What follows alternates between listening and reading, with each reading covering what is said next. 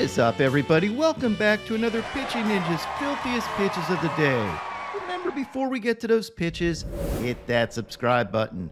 Join Ninja Nation. Be a part of the biggest and best daily baseball show on YouTube. And now, without further ado, here are my filthiest pitches of the day. Let's start with Andrew Heaney, who had 4 Ks in 5 2/3 scoreless innings and had this nasty slider. He faced Sandy Alcantara, who had 7 Ks in 6 innings, giving up 4 runs, and had this nasty changeup and slider. This was a little step back for Sandy, who had been outstanding his last 2 outings. Chris Bassett had 6 Ks in 7 innings, giving up 1 run. He took hitters apart with his combination of fastballs, curveballs, sweepers, and got a sword. Just prime Bassett, keeping hitters off balance and spinning the baseball really well. Kyle Bradish had 5 Ks in 4 2/3 scoreless innings and dominated with his fastballs, nasty sliders, and his curveballs, which I thought were particularly good this game. And here's an overlay of his fastball, or this one might have had some cut to it, and his hammer curveball. And you can really see just why that curveball was so effective. He faced Jose Quintana, who had 6 Ks in 6 innings, giving up 2 runs and had this curveball and fastball. Jesse Schultens had 6 Ks in 6 innings, giving up 2 earned runs, and had these nasty curveballs. He faced off against Zay Curry, who had this slider and had 4 Ks in 5 innings, giving up 2 earned runs. And I thought y'all would like this.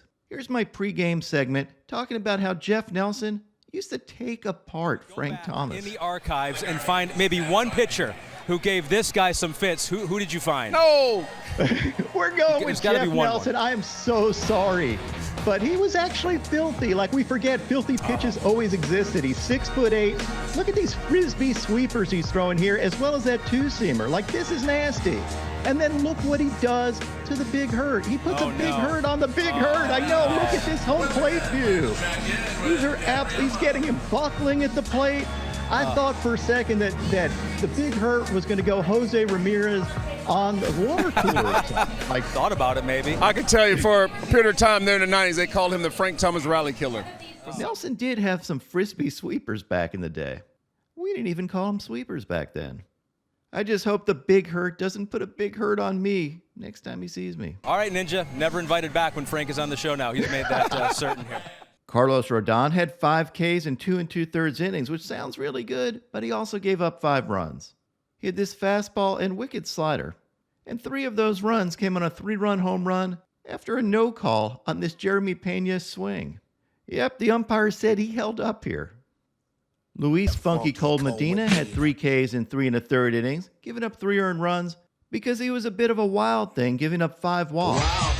Gotta work in another Tone Loc song. He did get Ks on this fastball and slider. He faced Alex Cobb, who had 3 Ks in 5 1/3 innings, giving up 5 runs, and had this knuckle curve and backdoor two-seamer.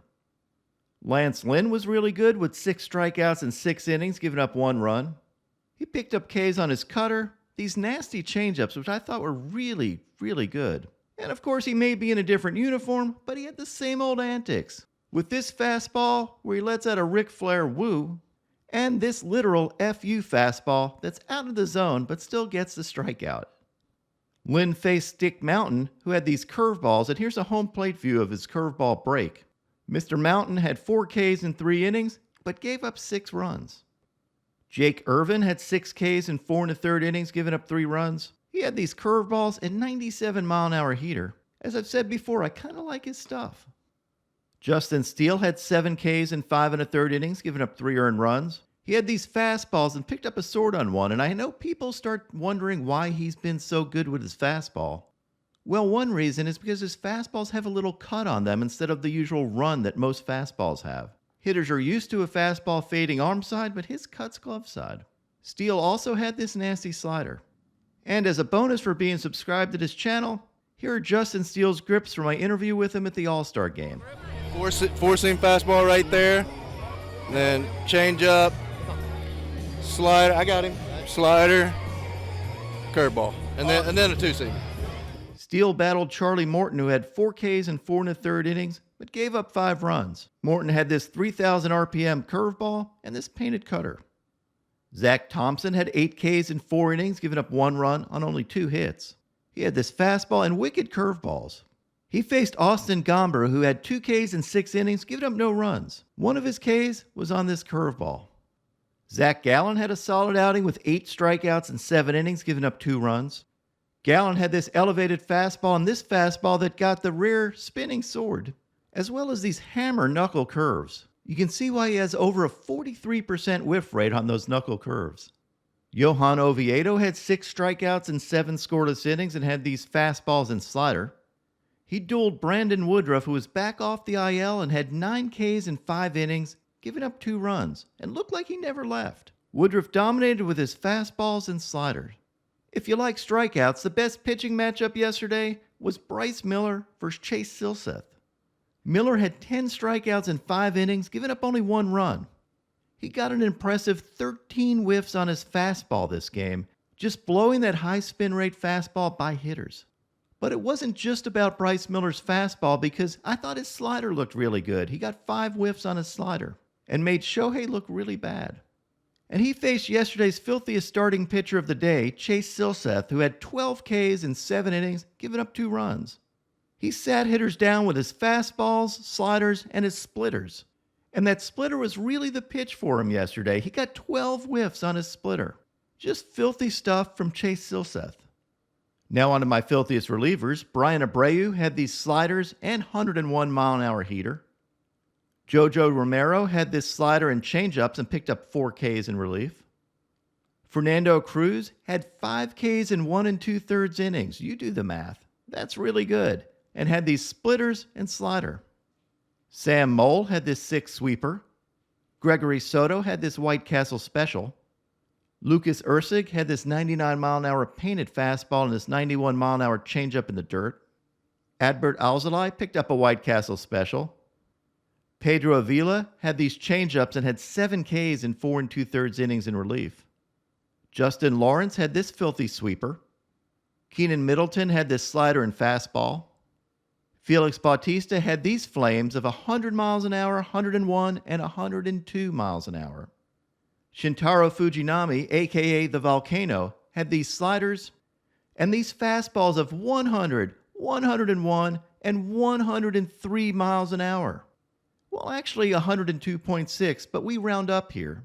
And at 102.6, I believe this is the fastest pitch ever thrown by a Japanese pitcher.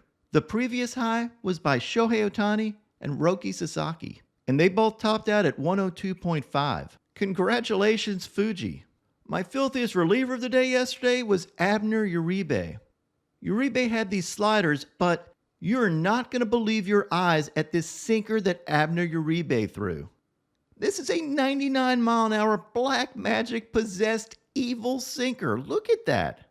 That pitch looks like a strike the entire way to the plate and then poof, disappears just as you're ready to swing. I put a tail on this ungodly pitch so you can see the movement, and forget it, it's over. I don't know how you can hit that. This is undoubtedly one of the filthiest pitches you'll ever see. Abner Doubleday would have changed the rules of baseball if he knew pitchers were capable of that. Yeah, I know he probably didn't invent baseball, but it goes really well with Abner Uribe's awesome name. And now, my pitching ninja moment of zen. The Yankees game was delayed as Angel Hernandez inexplicably broke out his new Tik Tok dance out of nowhere. He had to be escorted off the field. Okay, he was calling for a rake, but come on, you believed that for a second, didn't you? And it does certainly look like he could be dancing in the Barbie movie. What's up, everybody? My picks of the day today are a 3-leg parlay. I'm going to start out with Kodai Senga for 7 Ks or more, then take Garrett Cole for 8 Ks or more, and top it off with Spencer Strider for 9 Ks or more. What would your picks of the day be?